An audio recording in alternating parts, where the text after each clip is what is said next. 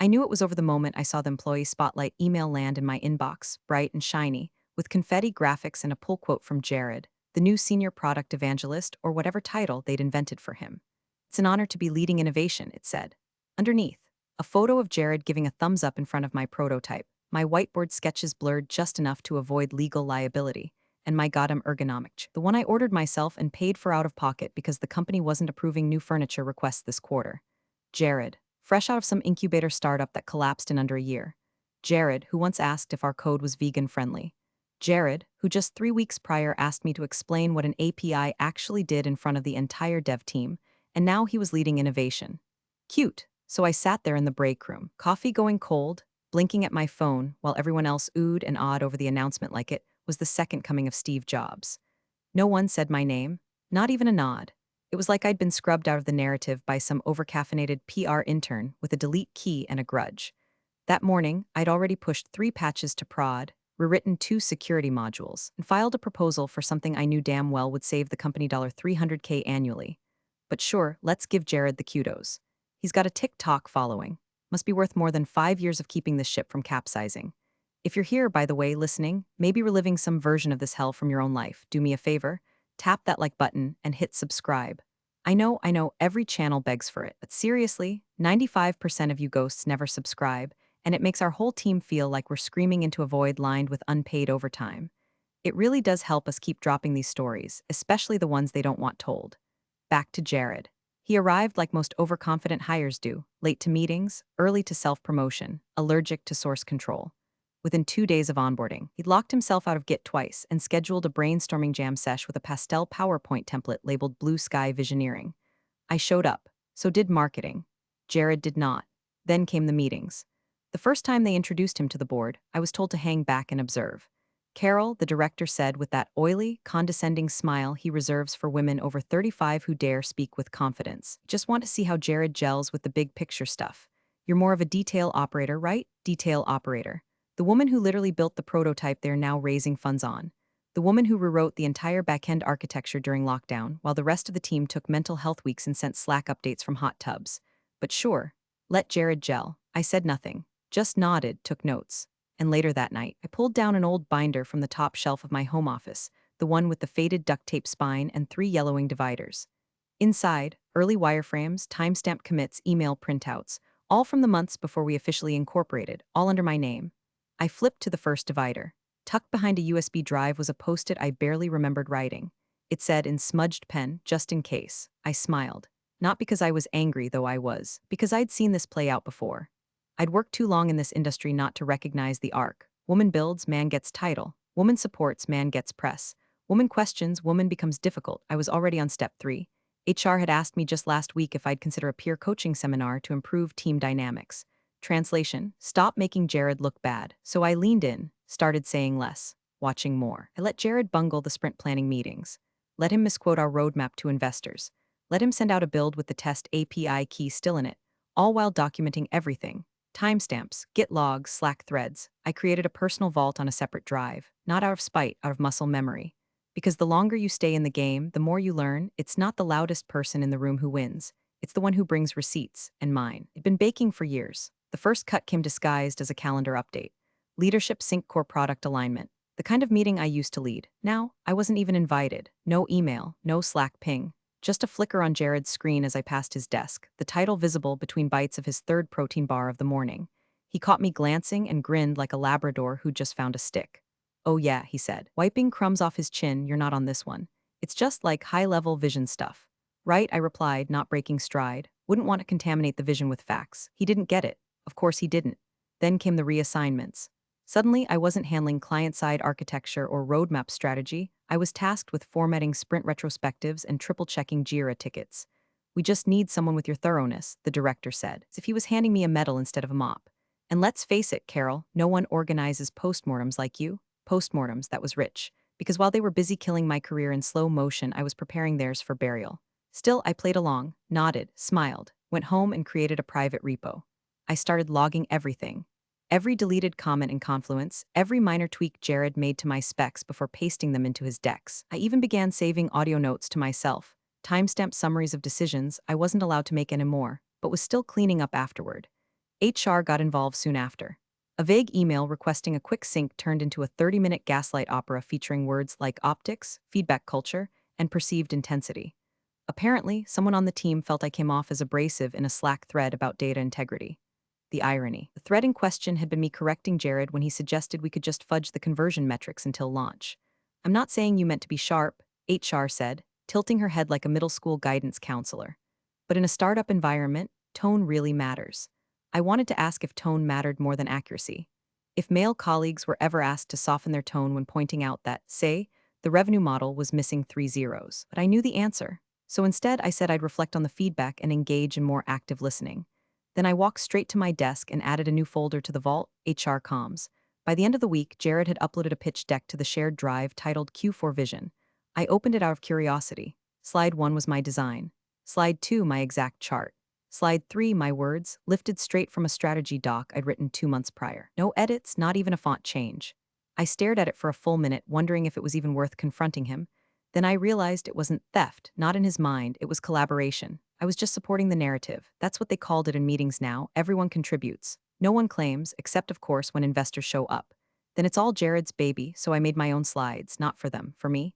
I started tracking versions, saved comparison screenshots, watermarked originals, quietly downloaded every invoice that had my name attached to project budgets, every receipt for the gear I purchased before we had funding. I exported commit logs, annotated timelines, and documented dependencies they'd never untangle without me. I didn't know yet when I'd need it, but I knew one thing: this wasn't incompetence, it was strategy. They weren't overlooking me, they were replacing me. Slowly, deliberately so it looked natural, like I'd faded out, drifted off, become irrelevant. But I hadn't faded. I hadn't drifted. I was watching, recording, waiting, because they weren't just underestimating me. They were building their entire future on something they didn't legally own. And when the time came, I'd show them exactly how fatal that mistake would be. The server room was never locked. That's the thing that always stuck with me, not the betrayal, not the gaslighting, not even Jared's brainstorm walls covered in stolen post-its and bro grammar. No, what burned deepest was how little they cared about the infrastructure they were building their dreams on. It was all vapor and vibes with these people. They treated the company like a startup-themed escape room, flashlights, caffeine, and optimism. Meanwhile, the real bones, the data, the early code base, the buried architecture decisions that held the whole Frankenstein together, those were left unguarded. Literally. So I walked in at 9:48 p.m. on a Wednesday. Lights off. My badge still worked. No security cameras in that part of the floor because we never got around to phase 2. The hum of stacked machines welcomed me like an old friend, low and warm and mechanical, one of the few voices in that building that didn't lie. The hard drive I needed was easy to spot, still labeled in my handwriting from the early days. Carol Main backup, do not touch. And naturally someone had. The label was peeled halfway off, a coffee ring on the corner. Jared again, probably, or worse, someone even dumber. I plugged in my own encrypted drive and got to work. Methodical, quiet, precise, core modules, early API builds, comms between me and our first angel investor. Screenshots of Slack threads long deleted, backup versions of docs that had been edited for consistency by Jared's invisible hand. I wasn't downloading company data. I was reclaiming my own work, years of it, buried under layers of team collaboration and revisionist history. While the files transferred, I sat cross-legged on the concrete floor and pulled up an old memory. October 14th, 1:07 a.m. My kitchen smelled like burnt ramen. The space heater under the desk kept shorting out the circuit. I'd just come back from my day job, admin temp for logistics firm, and I couldn't sleep, so I cracked open my laptop and started writing code. The first line became the first function, then a prototype, then a fragile little interface that did something no one else in our space had done yet. It worked. Reliably, cleanly, on garbage hardware and spotty Wi-Fi. That was the night the company was born, though we didn't know it then. Back when it was just me, duct tape ThinkPad, and a dream I didn't even have the energy to name. I'd emailed a few friends that night with the subject line, "Finally cracked it." Attached was a zipped folder and a warning, "Be gentle, she's still got bugs." I'd built it all before a single NDA was signed, before a single founder's deck was drafted, before any of the bro-founding Trinity had so much as bought a whiteboard. The idea, the architecture, the executable files, mine. And I had proof. I stood up, brushed off my jeans, and walked back to my desk, the drive now full in my pocket. A relic, a weapon. Back at home, I opened my inbox and typed a phrase I hadn't searched in years. Provisional filing hash US 82XXXXX. There it was, dated and sealed. A quiet little email from the USPTO confirming my ownership of the system architecture, the core logic, the very soul of the product they now called revolutionary. Filed under my name, not the company's, not the founder's. Mine. I stared at that line of text, my lips curling into the first real smile I'd allowed myself in weeks. It wasn't just pride, it was justice in slow motion. I'd done it right. Back then, I didn't even know why, maybe paranoia, maybe instinct, but I'd filed before anything was formalized, before the boys showed up with their buzzwords and burn rates. Now, that filing was the quiet bomb ticking beneath their entire valuation. Let them keep their deck. Let Jared get his LinkedIn likes and keynote panels. Let the director sell the fantasy. I had the original blueprint and the receipt. The calendar invite hit my inbox at 7:13 a.m. sharp. Subject, Board Sync Strategic Restructure. No context, no prep docs. Just a 30-minute block sandwiched between Jared's innovation recap and some all-hands no one ever paid attention to. I stared at the subject line for a full minute, coffee in hand, teeth clenched. They don't put strategic restructure in the subject line unless someone's getting thrown off the ship. And I already knew who the body was. They just wanted me to show up and play dead. Still, I clicked accept. Showered. Dressed in the same black blazer I wore the day we landed our first client, the one I stayed up 2 nights straight coding that demo for. Then I printed exactly one page from my personal archive, the org chart I built from scratch during our Series A. I slipped it into a manila folder, not because I planned to use it, just because I wanted something in my hand when the axe dropped. When I stepped into the boardroom, the energy was off. Too polished, too pre-coordinated, the kind of silence that only comes from rehearsed betrayal. The director, Greg, greeted me with a smile so tight it looked like it had been botoxed into place. The other board members offered nods. Jared was there, of course, in some limited edition sneakers that probably cost more than my month's rent. Carol, Greg began, clasping his hands like a priest about to deliver last rites, thanks for joining on short notice. We wanted to have a quick conversation about company direction. I said nothing, just sat, opened my notebook, pen ready, pretending I was taking notes instead of counting the seconds until the mask dropped. Greg cleared his throat. As you know, we're heading into a new growth phase, and with that comes necessary adjustments in leadership alignment. We've been doing some thinking about org structure, specifically around roles that support versus drive innovation. Jared nodded solemnly. The idiot thought he was being respectful. Greg continued, your contributions have been solid, but frankly, your results are a little too aggressive for a woman in this kind of collaborative environment. There it was, word for word, like someone had dared him to say it out loud in 2025. Too aggressive. For a woman, I didn't blink, didn't laugh, didn't flip the table, though I thought about it. Instead, I reached into my bag, pulled out my badge, and slid it across the table. No words, no drama, just metal against wood. Greg blinked, surprised. So you understand? I understand perfectly, I said, voice level. Good luck with the restructure. Then I stood, one breath, two. I turned to leave and no one stopped me. But before I walked out of that boardroom for the last time, I took a little detour. Back to my desk, back to my keyboard. One shared drive, archives Carol. Been left untouched in the chaos. They assumed it was just legacy junk. They always assume. I didn't delete it, that would set off alerts. I just tweaked permissions just enough to make it inaccessible to everyone but me. I logged the change manually to avoid triggering automated systems. No flags, no emails, just silence. Then I shut my laptop, picked up the photo on my desk, me and the original team back when we were all broke and hopeful. I slipped it into my bag, left everything else. On the elevator ride down, my heart pounded like a war drum. Not from fear, not even from rage, from restraint. I could already feel the fire in my chest being replaced by something colder, sharper, something surgical, because they thought the boardroom was the end of the story, that I'd walk out like some bitter ghost, forgotten by next quarter's ockers. What they didn't know, that was just the prologue. 3 days after they escorted me out, legal finally noticed I was gone. The email came in plain text, no pleasantries, no call to check in, not even a fake HR best of luck on your next journey. Just a block of cold corporates from a junior counsel I'd never met. Carol, per your offboarding, please confirm in writing that all proprietary assets, equipment, and intellectual property belonging to company name have been returned or destroyed. No signature, no thank you. No acknowledgement of 5 years of my life turned into lines of code and sleepless nights. I read it twice. Once as the old Carol, who might have still cared, still held out hope they'd realized the mistake. Then again as the new Carol, the one forged in their dismissals, in their theft of my work, in their smug certainty that I'd fade into silence. I hit reply.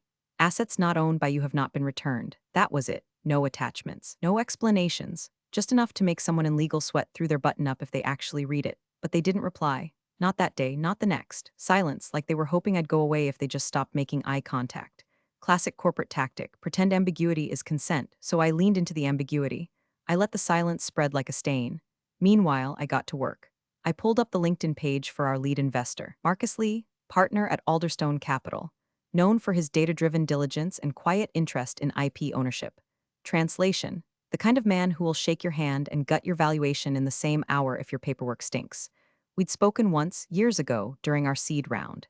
He remembered me, not because I was loud, but because I asked the one question his team didn't expect. How does your firm handle IP recovery when a founder exits unplanned? His eyebrows had gone up. He'd smiled, slow and curious.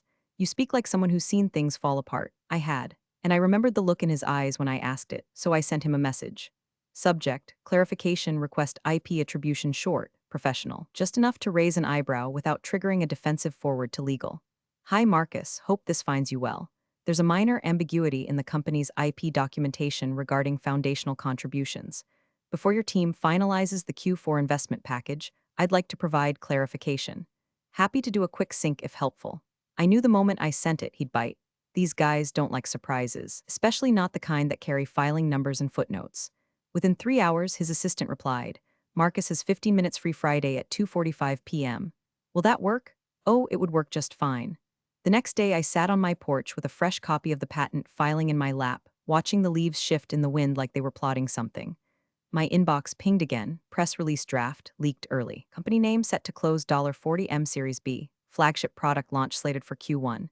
Jared's name was in it, as Chief Innovation Officer. No mention of me. No hint of the years I spent building the foundation they were standing on. But I didn't feel rage this time. I felt ready because the fuse was lit.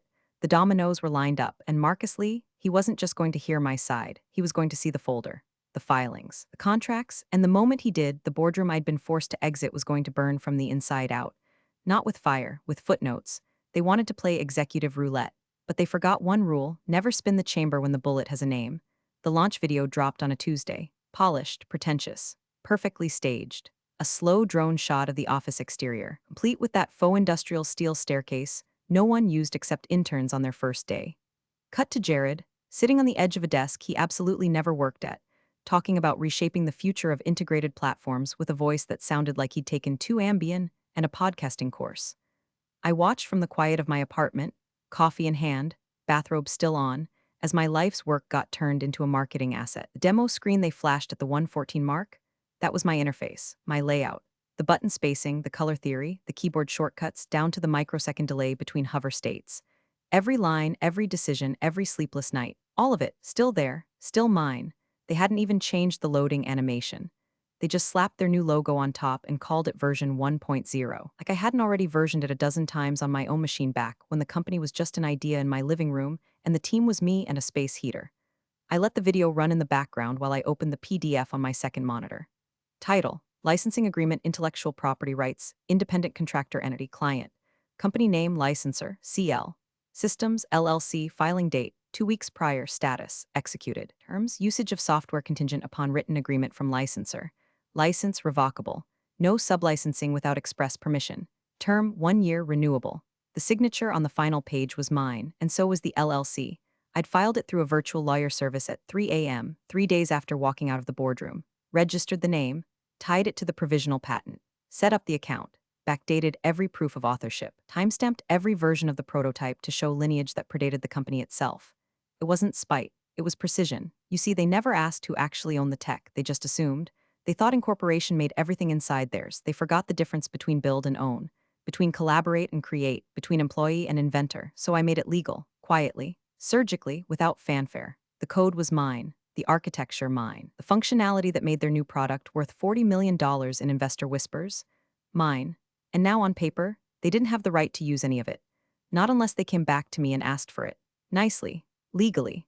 I paused the launch video at the exact frame where Jared was pointing at a screen during his demo, a smug grin plastered across his face like a kid who just figured out how a flashlight works. Then I opened the file directory on my desktop labeled Chain of Custody.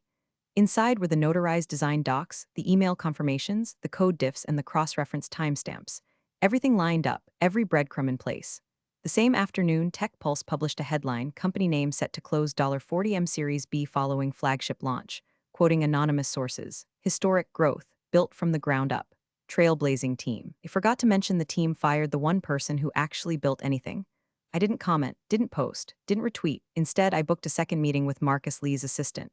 The note was simple, following up with IP documentation. Happy to walk through licensing timeline and legal structure. She confirmed in under 10 minutes. Marcus was interested, very interested. I closed the laptop, looked around the quiet of my apartment. No champagne, no balloons, just me and the hum of machine that still remembered every line I ever fed it. Let them celebrate. Let them raise their glasses to Jared and his vision. The real celebration would come later, when the money hit a wall made of law, and the only door through it had my signature on it. And I had every reason not to open it. The folder started as a joke, just a slim manila envelope I labeled in case of fire and shoved into my bag like it was nothing. But over the next few days, it thickened like a bruise. I spent my mornings in a quiet corner booth at Café Marlowe, a place where the espresso tasted like regret and the Wi-Fi password still used underscores. Nobody asked questions there. It was the kind of place where people came to either finish novels or finalize divorces. I brought my laptop, my headphones, and a stack of printouts that could kill a Series B in under 10 minutes. The notary met me on a rainy Thursday. Mid-40s, smelled like peppermint and toner. Didn't ask why I needed half a dozen documents certified, or why some of them included timestamp screenshots of commit histories. She just checked my ID, clicked her little metal stamp, and slid everything back with a nod. Each page went into the folder like a brick being laid in a foundation no one else knew existed. First, the patent filing, stamped, signed. Foundation of it all. Then the original wireframes drawn by hand, scanned, and annotated in the margins with notes I hadn't looked at in years. QOL fixes, Jared doesn't get this. That one made me laugh. Next, the architecture diagrams, still in their original Illustrator files, watermarked with my initials and the old timestamp from before the founders ever picked a company name. Then came the Slack exports, the emails, meeting notes where I'd flagged potential IP confusion, and the passive-aggressive replies from leadership brushing me off with phrases like, "Not a priority this sprint." And finally, I printed a single page from an old startup legal guide. The clause was buried in Section 14. In the absence of a formal assignment agreement, intellectual property developed prior to incorporation remains the property of the individual creator. I highlighted it, folded it, slipped it into the very front of the folder like a bookmark soaked in gasoline. Then I closed it, secured the clasp, slid it back into my bag. I didn't feel triumphant, not yet. I felt precise, like a surgeon sharpening her tools while the hospital staff partied down the hall. That evening, I walked home as the city turned gold in the setting sun. My phone buzzed once. Subject, Q4 board meeting, investor presentation location, 16th floor conference room time, Friday, 3 o'clock p.m.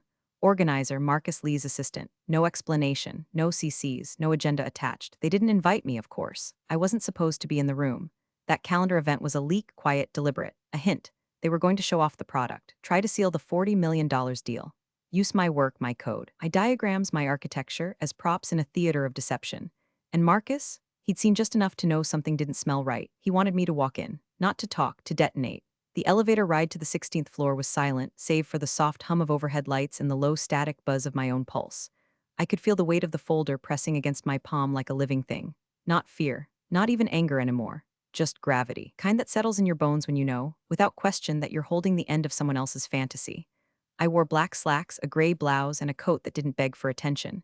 No makeup, no performative smile. Just calm, clean lines and the kind of stillness that makes people nervous when they notice it too late.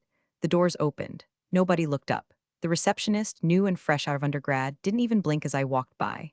I didn't badge. Didn't need to. The boardroom was already open. They were mid-presentation, voices elevated in that strained, cheerful cadence people use when they're pretending to believe their own pitch. Jared stood at the head of the table, sleeves rolled, sneakers white, voice cracking slightly as he said something about leveraging high proficiency at scale. A screen behind him showed my interface, live demo, complete with the login animation I designed on a Sunday in 2019 after skipping brunch to debug a memory leak. Nobody noticed me at first. I slipped in and stood quietly by the glass wall, watched them dance. Marcus Lee sat 3 seats from the head, pen resting on his notepad, unreadable expression frozen into place. Then Greg saw me. The director's brow tightened like a drawstring garbage bag. His mouth twitched into a smile so sharp you could have shaved his ego with it. Well, he said, loud enough to draw attention. Surprised to see you here, Carol. Missed the spotlight already? I stepped forward. Calm, slow, folder in hand. I thought the investors might want this, I said simply, placing the manila folder directly in front of Marcus. Greg scoffed. We're in the middle of something, Carol. I know, I replied. So is this. Jared looked confused, which wasn't unusual, but now it was contagious. A few of the other board members leaned forward, eyeing the folder like it might start ticking. Marcus didn't say a word, he just opened it. The first thing he saw was the clause. Section 14 highlighted in fluorescent yellow. Then came the wireframes, the diagrams, the time-stamped emails, the licensing agreement, the notarized filing, the signature, the patent number. With each page, his face paled another degree, not in shock, but in recognition. In inevitability, I stood still. Hands clasped in front of me, unmoving. Greg leaned toward Marcus, trying to read upside down. What is that? Marcus finally spoke, voice quiet but razor-edged. You don't own this tech. A beat passed. Then, who did you just fire? Nobody breathed. Jared's lips parted like he was about to ask a question, then closed again. His hand, I noticed, had started to shake. Behind me. The hallway outside was still. The kind of still that follows a shot but precedes the fall. Greg said my name, sharper this time. Carol, but I was already turning. No need to finish, I said over my shoulder. The folder does it for me. And then I walked out, heels tapping softly against the hardwood, while behind me the room erupted, not into shouts, not yet, but into scrambling, whispered curses. Paper rustling like panic wearing a tie. I didn't look back. Didn't need to, because the folder had arrived. And their countdown had begun. The silence broke with paper. A single sheet sliding across mahogany as Marcus flipped it over and said, with the calm finality of a man dropping a guillotine blade, this is her patent. Every oxygen molecule in that boardroom vanished in an instant. Greg blinked, then turned to the CEO, Arthur, poor Arthur, who looked like someone had just told him his entire portfolio was built on a game of Monopoly played by drunk toddlers. He stammered, tried to speak, then resorted to that old executive move. Repeat the obvious until someone makes it untrue. No, that can't be. We filed the IP years ago. Marcus didn't look at him. He looked at legal. Specifically, the firm's external counsel, seated at the end of the table. A woman named Sharon who had thus far remained silent, bored even. Now, she was flipping through the folder like it had just started, whispering dark secrets in her ear. She stopped on page 4, then again on page 9. Then she closed the folder slowly like she was trying not to wake a sleeping bomb. Marcus looked at her. Do we own the platform? Sharon pressed her lips into a straight line. The provisional filing predates the incorporation. There's no assignment of rights on record. Not from her. He nodded once. And the licensing agreement? Filed under a separate entity. Carol retained legal ownership. There's no valid transfer without her explicit signature. That's when he turned back to Arthur. Calm, colder now. You don't own the tech, he said, each word flat as a scalpel. She does. Who did you just fire? Arthur looked like he wanted to vomit but couldn't afford the dry cleaning. Jared started to speak, something about team effort and collaborative spirit, but Marcus cut him off with a look that could have stopped time. Then I spoke. Just one last time. Section 7.4 of your founder contract, I said, addressing the room without stepping back inside, states that no technology transfer is valid without signatory approval from the originating IP holder. A few of them scrambled to pull up their laptops. Others just stared. I turned fully now, standing just at the threshold of the room, folder in hand, coat buttoned. You never got my signature, I said. You never even asked for it. I turned again, began walking. Behind me, Greg's voice cracked through the tension like a whip. Get her back in here. Chairs scraped. Paper shuffled. One of them stood up, but I didn't stop. I walked, down the hall with the same calm they mistook for compliance. Heels striking the floor with quiet authority. Folder tucked under my arm like a final chapter they forgot to read. The boardroom erupted behind me, raised voices, phones dialing, someone muttering how bad is it, and legal snapping back, do you want the short version or the real one? But all that faded as I moved down the corridor, past the glass offices and product posters and slick, empty slogans about innovation and moving fast. Funny, they moved fast. I moved first. And now they were out of road. Thanks for watching, you cubicle warriors. Hit that subscribe button. Unless you're my old boss, then you're on your own. Revenge of the coffee pot strikes again.